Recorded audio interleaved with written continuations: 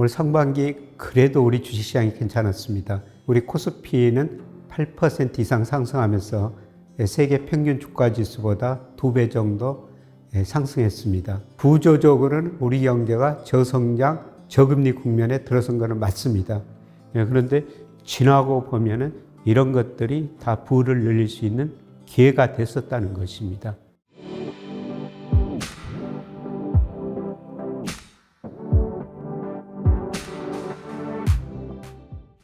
트럼프 관세 등 세계 경제가 참 불확실성이 높죠. 자산 가격도 변동이 심합니다. 이런 시기에 과연 우리가 어떻게 포트폴리오를 잘 구성해가지고 부의 흐름을 잘 파악할 것인가. 그거는 전반적으로 시대의 흐름, 제가 거시경제 흐름이 중요하다. 이런 말씀을 드렸습니다. 그리고 나름대로 제가 공부해가지고 여러분한테 거시경제 흐름, 부의 흐름을 제시해 주고 있습니다만은 아마 여러분도 저하고 생각이 같을 수 있고 아마 다른 분도 많이 계실 거예요. 그래서 다른 생각을 가지고 계신 분들 댓글을 남겨주시면 제가 읽고 거기에 따라 가지고 제 생각을 말씀드리도록 하겠습니다. 어떻든 많은 관심 가져주시고요. 댓글도 많이 남겨주시기 바랍니다. 고맙습니다. 여러분 안녕하십니까? 상반기가 거의 지나고 있습니다. 올 상반기 그래도 우리 주식시장이 괜찮았습니다. 경제성장률이 1분기 마이너스가 나왔지만 우리 코스피는 8% 이상 상승하면서 세계 평균 주가 지수보다 2배 정도 상승했습니다. 이제 하반기인데요. 하반기 과연 우리 경제는 어떻게 되고 우리 주가 금리는 어떻게 되고 환율은 어떻게 될지 이런 문제를 한번 생각해 볼 시간인 것 같습니다. 그래서 하반기 경제 전망 중심으로 좀 말씀을 드리겠고요. 우선 우리 경제를 볼 때 우리가 항상 구조적인 문제하고 사이클적인 요인을 구분해야 됩니다. 언론에서도 좀 헷갈리는 경우가 가끔 있는 것 같습니다. 구조적인 문제를 단기 사이클적인 요인으로 이해할 수 있고요. 그다음에 단기 사이클 요인을 또 구조적 요인으로 이해할 수가 있습니다. 그래서 제가 우리 경제 말씀드리면요. 구조적으로는 우리 경제가 저성장, 저금리 국면에 들어선 것은 맞습니다. 그러나 단기 사이클로 보면 현재가 경기 굉장히 어려운데요. 1분기를 저점으로 2분기부터 성장률, 경제가 다소 회복될 가능성이 있다. 우선 그 구조적인 측면에서 말씀드리면요. 잠재 성장률이라는 게 노동, 자본, 생산성을 고려했을 때 우리 경제가 성장할 수 있는 능력인데요. 1970년대, 80년대 우리 잠재 성장이 10%였어요. 그런데 계속 떨어져가지고 현재 2% 안팎입니다. 문제는 앞으로 더 떨어질 거라는 건데요.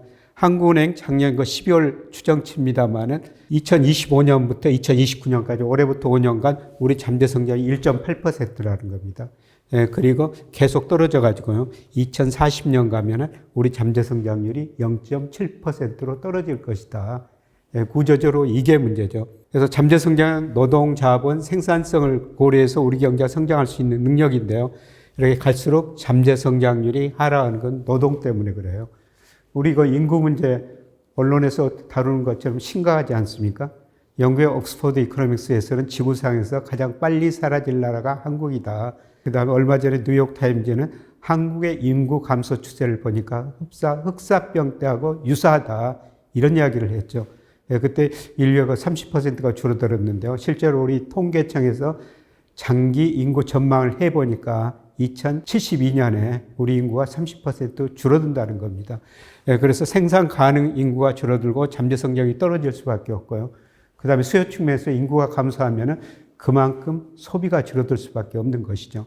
그래서 잠재 성장률이 계속 떨어진다.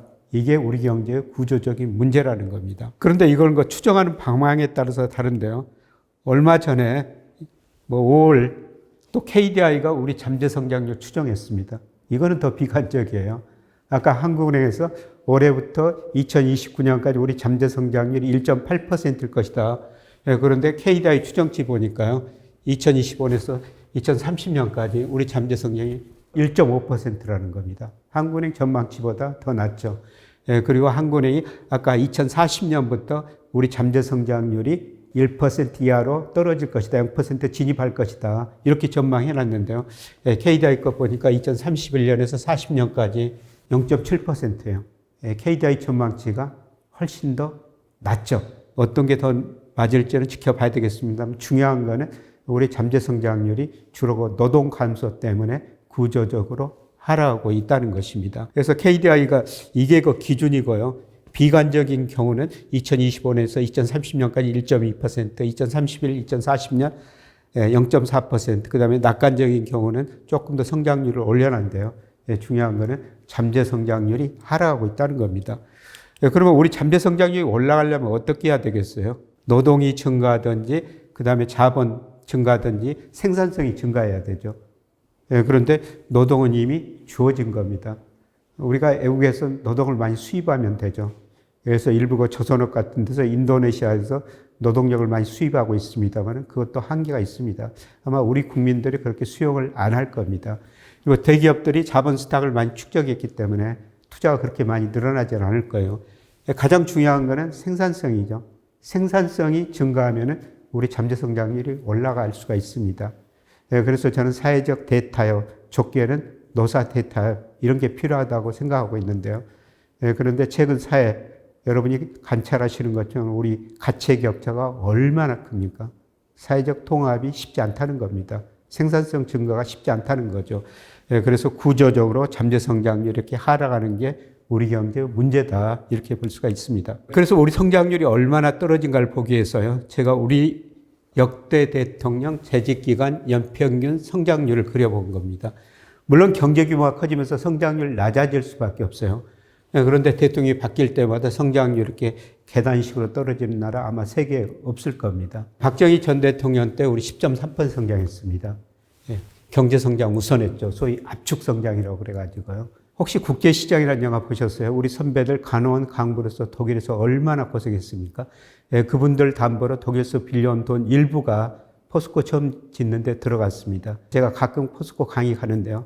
갈 때마다 그 돈의 의미를 한번 생각해 보세요. 포스코 잘 좀 키워줘야 됩니다. 이런 이야기를 합니다만은 그만큼 경제 성장 우선했다는 겁니다. 전두환 정부 때도 10.3% 성장했어요. 86년, 88년 소위 3조 호황이라고 있었죠. 미국이 우리한테 만들어준 3조 호황입니다. 저유가, 저금리, 저달러. 그러면서 수출이 크게 증가하면서 우리 경제가 86년에서 88년에 연평균 12%나 성장합니다. 단군 이래 최대 호황이라고 그랬죠. 노태우 정부 들어가지고 3조 호황이 끝나고 수출이 줄어들고 경제 성장이 떨어지니까요. 각종 건설 투자 가지고 경기를 부양했습니다. 사회 간접 자본 투자했고요. 주택 200만 원 건설했습니다. 그래서 이제 9% 성장했는데요. 그런데 김영삼 정부 들어가지고 소위 IMF 경제위기, 보다 정확한 표현은 외환위기입니다. 외환위기를 맞게 되죠.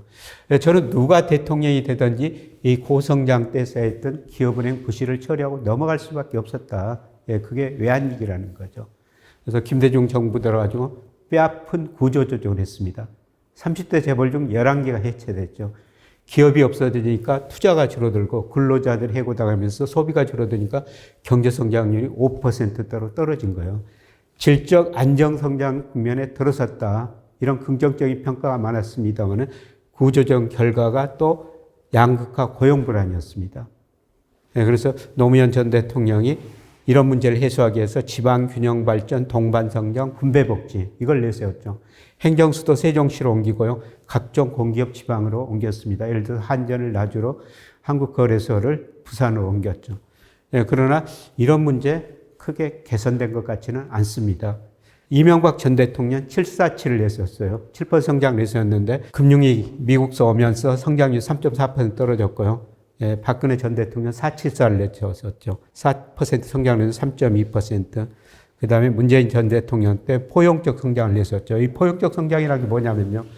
경제 규모가 이렇게 빨리 커질 때는 기업들이 같이 성장할 수가 있었습니다. 근데 갈수록 커지는 규모가 상대적으로 줄어들죠. 그걸 나눠 가져야 돼요. 경쟁력 있는 기업은 많이 가져가고 경쟁력 없는 기업은 퇴출되고 양극화, 차별화가 너무 심화되더라는 겁니다. 어떻게 생각하면 자본주의 모순이라고 볼 수가 있죠.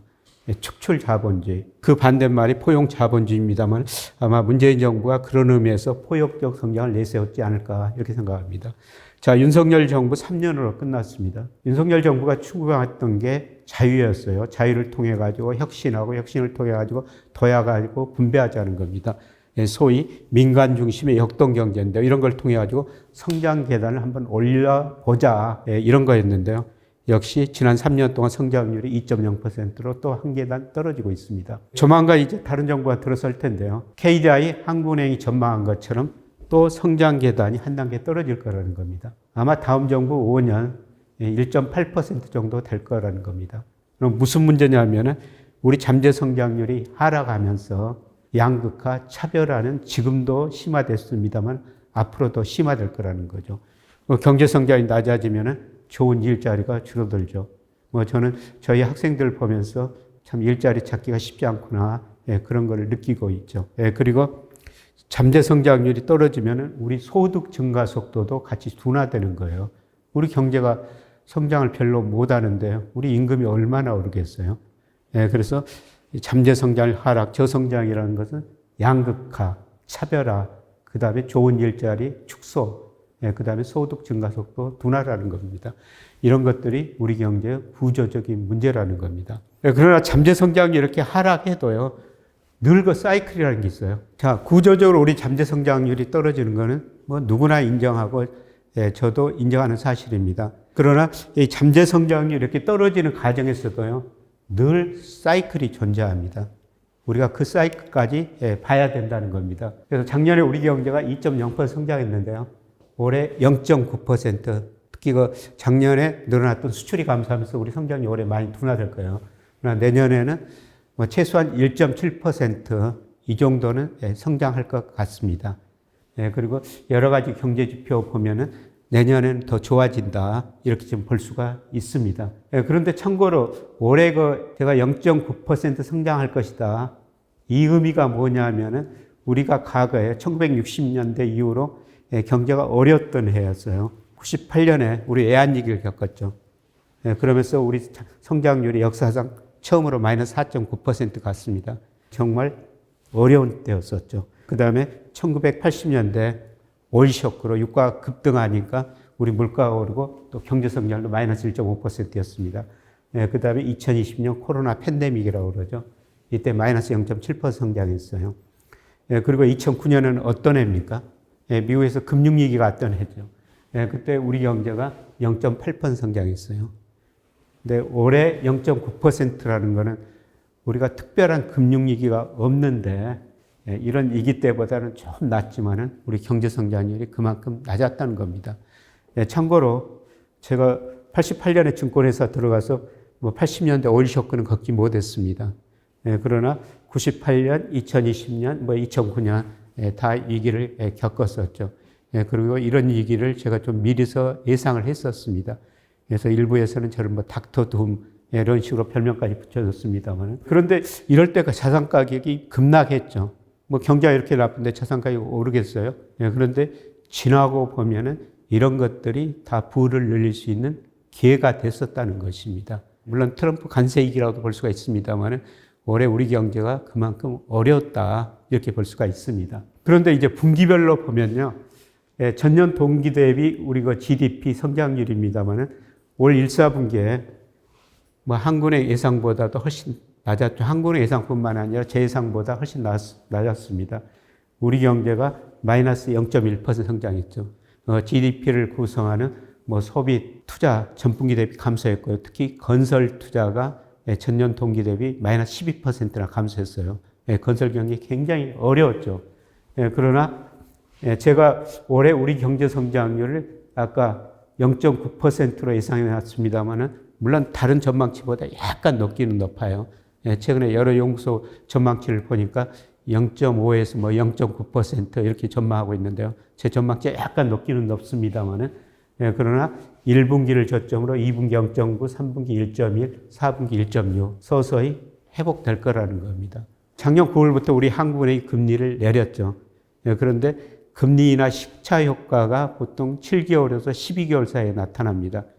금리를 인하했던 것들이 조금 내수부양 효과로 나타나고요. 그 다음에 우리 정부가 13조 8천억 추경 예산을 편성하기로 했습니다. 그것들이 어느 정도 경제 성장률을 올리는 요인이 될 것 같습니다. 그래서 전반적으로 우리 경제 성장률이 작년보다 낮고 구조적으로 우리 경제가 저성장 국면에 들어선 건 사실이지만 단기 사이클로 보면 1분기가 최악이다. 2분기부터 성장률이 높아진다. 참고로 미국 경제도 1, 4분기 우리는 전년 동기 대비로 경제 성장률 계산하고요. 미국은 연율로 계산하는데 미국도 1분기 마이너스 성장했어요. 아마 2분기에 소비가 감소하면서 마이너스 성장할 가능성이 높습니다. 그러나 미국 경제도 하반기에는 플러스 성장 돌아설 거라는 겁니다. 그래서 미국이나 우리나라나 하반기가 상반기보다 경제가 나아질 거라는 것입니다. 그리고 경기를 판단할 때 우리가 꼭 봐야 될 게 선행지수 순환변동치하고 동행지수 순환변동치예요. 동행지수 순환변동치는 현재의 경기 상태를 나타내는 대표적인 지표입니다. 그리고 선행지수 순환변동치는 앞으로 경기를 예상하는 지표인데요. 그런데 현재의 경기 상태를 나타내는 동행지수 순환변동치가 2022년 8월이 정점이었습니다. 그리고 계속 떨어지면서 경기가 나빠졌죠. 그런데 1월을 저점으로 2월, 3월까지 올라가고 있는데요. 물론 추세를 봐야 됩니다. 그러나 지금 앞으로 경기를 예측해주는 선행지수가 올라가다 좀 정체 보이고 다시 올라가고 있으면 이게 계속 올라갈 거라는 거죠. 그러면은 동행지수 순환변동치도 올라갈 것이다. 그래서 이거로 보면은 아마 올 1월이 단기 순환상에서 경기가 저점일 수 있다. 이렇게 볼 수가 있는 거죠. 물론 앞으로 4월, 5월 동행지수를 보면서 계속 지켜봐야 될 것 같습니다만은 OECD도 각국의 선행지수, 우리나라 선행지수 발표하는데 우리 통계청 선행지수에 한 2개월 정도 선행하고 있습니다. 그리고 우리 통계청 선행지수는 매월 말에 지난달 걸 발표하는데요. OECD는 매월 10일 전후에 더 빨리 발표합니다. 그래서 우리가 금융시장을 볼 때 OECD 선행지수를 제가 꼭 보시자 이런 말씀을 드리고 있습니다만 OECD 선행지수가 4월까지 올라가고 있어요. 통계적인 선행지수도 2개월 후행성이 있기 때문에 5월까지 올라갈 거라는 거죠. 그리고 나중에 보여드리겠습니다만 제가 OECD 선행지수를 전망해 보니까 중간에 약간 조정이 있습니다만 내년까지 상승하는 국면이에요. 그러면 통계적인 선행지수 오르고 후행하는 동행지수 순환변동치도 증가하면서 경기가 회복 국면에 들어설 거라는 겁니다. 물론 구조적으로 계속 말씀드립니다만 저성장에도 늘 사이클이 있는데 그 사이클 상에서 회복 국면이다 이렇게 볼 수가 있습니다. 참고로 이게 통계청에서 발표하는 기준 순환일이에요. 기준 순환이라는 건 뭐냐면은 구체적으로 통계청에서 여러 가지 경제 지표를 보면서 몇 년 몇 월이 경기가 정점이었다, 저점이었다 이렇게 정해주는 겁니다. 미국은 전미 경제연구에서 발표하는데 우리는 통계청에서 발표해요. 우리 통계청에서 지금 1순환에서 11순환까지 발표했습니다. 그래서 1972년 3월이 경기가 저점이었고요. 경기가 저점이란 경기가 가장 나쁜 점입니다. 그 다음에 경기 정점, 가장 좋은 점이 74년 2월이었습니다.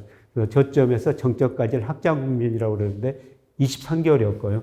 그 다음에 정점 치고 또 나빠졌죠. 다음 저점까지를 수축이라는데 16개월입니다.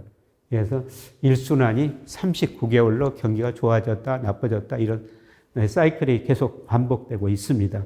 그래서 1순환에서 11순환까지 보니까요. 평균 경기 확장 국면이 30개월이었고 수축 국면은 20개월이었습니다. 그래서 우리 경기가 주기가 53개월이었다는 거죠. 그런데 최근에 통계청이 아직 발표를 안 하고 있어요. 2020년 5월이 경기가 저점이었다. 여기까지만 발표하고 그 뒤로 발표를 안 하고 있습니다. 이거 발표할 때 여러 가지 경제 지표를 보고 그 다음에 전문가 의견을 들어가지고 판단하거든요. 그런데 아직까지 발표 안 하고 있는데요. 그런데 경기를 판단할 때 가장 중요하게 보는 게 통계청에서 동행지수 순환변동치입니다. 아까 말씀드렸습니다만 그거로 판단해 보니까 2022년 8월이 경기가 정점이었었던 것 같습니다. 그리고 수축 국면에 접어들었는데요. 제가 전망해 보면은 2025년 1월, 올 1월이 경기가 저점이었을 거라는 겁니다. 그래서 아까 GDP도 제가 1분기를 저점으로 2분기부터 올라간다. 그다음에 선행지수가 올라가고 있기 때문에 동행지수 순환변동치도 올라간다. 그래서 저성장 국면에서도 단기 사이클이 있는데요. 그 사이클 상으로 볼 때 올 1분기 구체적인 올로 보면은 1월이 경기가 저점이었을 것이다. 이렇게 전망해 볼 수가 있을 것 같습니다. 자, 작년에 우리 경제가 2% 성장한 거는요, 반도체 중심으로 수출이 많이 증가했어요. 수출 때문에 작년에 2% 성장했는데요. 그런데 올해 들어와서 지금 4월까지 수출입 통계가 발표됐으면 수출 증가세가 많이 둔화되고 있죠. 아마 5월 마이너스 나올 가능성이 높습니다. 그러나 제가 하반기 수출 전망을 해보니까요. 아직까지도 OECD 선행지수 상승하고 있고요. 수출이 특히 4분기에는 약간 증가세로 돌아섭니다. 수출을 보더라도 우리 경제가 서서히 회복 국면에 접어들 수 있다. 이렇게 전망해 볼 수가 있고요. 그 다음에 내수예요. 사실 2001년에서 2002년 우리 가계부채가 많아지면서 가계부채가 많기 때문에 금융회사 돈을 빌렸기 때문에 매달 이자 내고 그다음에 원금 갚아야 되지 않습니까? 그래서 소비할 돈이 줄어들어가지고 2003년에서 2024년까지 보니까 우리 민간 소비 증가율이 평균 2.3%, GDP 성장률 3.3%, 약 1%포인트 낮죠. 소비 때문에 우리가 저성장하고요. 최근 내수가 굉장히 어려웠었습니다. 우선 내구재 소비가 많이 감소했죠. 내구재라는 거는 자동차, 가전제품 이런 것들인데요. 미래가 불확실하고 소득이 별로 안 늘어나니까 우리가 자동차, 가전제품 소비를 줄인 겁니다. 그리고 준내구재 소비가 줄어들었죠. 옷도 덜 사고 신발도 덜 샀다는 겁니다. 최근에는 서비스 소비까지 증가세가 많이 둔화되고 있어요. 영화도 덜 보고 예식도 덜 하고 있다는 겁니다. 그래서 내수가 어려웠는데요. 그러나 모든 경제 지표들이 이제 방향은 전환하고 있습니다. 아마 2분기, 3분기 가면서 이것들이 빨리 회복되지는 않을 텐데요. 최악의 상황은 벗어나고 있다는 겁니다. 그래서 제가 1분기 GDP가 저점으로 2분기, 3분기 가면서 회복될 수 있다 이런 말씀을 드렸습니다만 아마 수출, 내수에도 그런 모습이 나타날 것 같습니다. 그래서 결론적으로 다시 말씀드리면 구조적으로 우리가 저성장 국면에 들어섰는데 단기 사이클로 보면은 올 1분기가 경기가 저점일 가능성이 높다 이렇게 판단해 볼 수가 있는 것이죠. 이제 여기에 맞게 이제 한국은행도 금리를 조정하게 될 텐데요. 우선 전 세계 주요 중앙은행의 금리 추이를 한번 보겠습니다. 최근에 제일 금리를 많이 내린 나라가 유럽 중앙은행이에요. 금리 정말 많이 내렸죠. 트럼프가 요새 파월 연준한테 금리 내리라고 계속 압박을 하고 있는데요. 계속 예를 드는 나라가 20이죠. 유럽 중앙은행 좀 봐라. 그처럼 파월한테 금리 내려라. 미국도 기준금리 5.5%에서 지금 4.5%까지 내려놓을 걸 좀 지켜보고 있습니다. 그리고 영국도 내리고 중국도 내리고 그러는데요. 유일하게 올린 나라가 일본이었죠. 일본은 올해 한 차례 정도 인상할 것 같습니다. 왜냐하면 일본 물가 상승률이 지금 2%를 넘어서고 있고요. 그 다음에 일본에서 춘투라고 있었는데요. 1분기 보니까 일본의 임금 상승률이 5.3%입니다. 우리나라보다 임금이 더 많이 오르고 있어요. 1991년 이후 임금 상승률이 가장 높았다는 겁니다. 그래서 일본은 유일하게 금리를 올리고 나머지 나라는 계속 내릴 수밖에 없을 거라는 겁니다. 특히 우리가 이제 관심을 가져야 될 게 미국 금리죠. 미국은 모든 게 탄력적이에요. 고용도 그렇고 경제 성장도 그렇고 특히 연방 기금금리 이것도 그렇죠. 그래서 2008년 금융위기가 오니까 5.25%, 0%까지 내려버렸습니다. 그리고 경제가 회복되니까 또 금리를 올리다가요. 코로나 때 급격히 인상했죠. 그리고 양적완을 통해 가지고 돈을 엄청 풀었습니다. 4조 달러 가깝게 돈을 풀어버린 거죠. 이렇게 돈을 푸니까 경제도 회복됐습니다. 물가가 오르니까 양적 긴축을 하고 금리를 0%대에서 그냥 5.5%로 올려버린 거예요. 그런데 이제 작년 9월에 빅컷이라고 했죠. 0.5%포인트 내렸습니다. 그리고 두 차례 더 내려가지고 5.5%, 4.5%가 됐습니다. 그러나 올해 들어서 금리를 계속 4.5% 유지하고 있죠. 유지하고 있는 이유는 트럼프 관세 정책이 앞으로 미국 경제 성장, 고용, 물가에 어떤 영향을 미칠지 너무나 불확실하다. 그래서 그 경로가 좀 확실해지면은 통화 정책을 다시 설정하겠다. 연준의 입장이죠. 그런데 최근에 소프트 데이터는 많이 어려워지고 있어요. 특히 미시간 대학 소비자 심리지수 보니까 4월까지 급락했죠. 기대 인플레이션은 1년 후에 6.5%까지 올라가 버렸습니다. 소비자들이 가게가 느끼는 것은 스태그플레이션이죠. 소비 줄어들고 그 다음에 물가가 오르니까요. 그런데 이것들이 아직 하드 데이터까지는 안 나타났다는 것이죠. 그래서 아직까지도 실질 소비 지출은 3월까지 그 증가세를 유지하고 있고요. 그 다음에 최근에 4월 소비자 물가가 발표됐습니다만은 전년 동월 대비 2.3%로 하드 데이터는 아직 구체적인 데이터가 안 나온다는 겁니다. 그런데 연준은 좀 이걸 지켜보자. 그래서 이걸 지켜보고 소프트 데이터가 하드 데이터 연결돼 가지고 하드 데이터가 나빠지면은 금리를 인하하겠다는 겁니다. 그런데 제가 보기에는 통화정책은 늘 선제적이어야 되죠. 우리나라도 금리가 우리 그 실물 경제 한 7개월에서 12개월 사이에 영향을 많이 미치고요. 미국도 마찬가지로 9개월, 12개월 사이에 금리가 내리면은 뭐 소비, 경제 변수에 이렇게 시차를 두고 영향을 미칩니다. 그러나 저는 그 소비 중심으로 미국 경제 성장률이 많이 둔화될 수 있기 때문에 금리를 그 선제적으로 내려야 된다. 뭐 그렇게 생각하는데요. 이런 의미에서 소위 이거 제가 이론적으로 테일러 준축해서 적정금리를 추정해 보니까 지금 1분기에 3.8%가 나오고요. 연말에는 3.2%가 나옵니다. 그래서 저는 올 연말에 미 연준이 기준금리를 3.50%까지 내릴 수 있다 이렇게 보고 있습니다. 물론 시작 지점은 아직도 불확실하죠. 그래서 6월에 그 FOMC가 열리는데요. 아마 빠르면은 거기부터 인하할 수 있다 이렇게 보고 있습니다. 시장 컨센서스는 그것보다 좀 느립니다. 어떻든 미국이 금리를 인하했고 불확실성 때문에 잠깐 중단했습니다만은 앞으로도 인하할 수밖에 없을 것이다 이렇게 좀 보고 있습니다. 문제는 우리 금리인데요. 제가 경제학을 처음 공부했을 때 사무엘슨이라는 유명한 경제학자가 있죠. 노벨 경제학상 받으신 분인데요. 그분 경제학 교과서로 시작했어요. 근데 그분 책 서문에 보면은 한쪽으로 보면은 새 주둥이, 다른 쪽으로 보면은 양머리 같은 이런 그림이 있습니다. 산양머리 같은 그림인데요. 경제학 사회과학이라는 게 그런 거라는 거죠. 그래서 자기가 보는 데이터, 이론에 따라 가지고 어떤 사람은 이거를 새 주둥이다, 어떤 사람은 양머리다, 이렇게 이야기를 한다는 겁니다. 근데 물론 거기에 맞는 이론과 데이터가 있어야 되겠죠. 사실 제가 여러분 그 유튜브 방송을 하면서 늘 한쪽으로 이야기를 많이 합니다. 그거는 제가 배운 이론하고 데이터 가지고 말씀을 드리고 있는데요. 그런데 여러분은 제가 보는 것보다 다른 방향을 보고 계실 수도 있어요.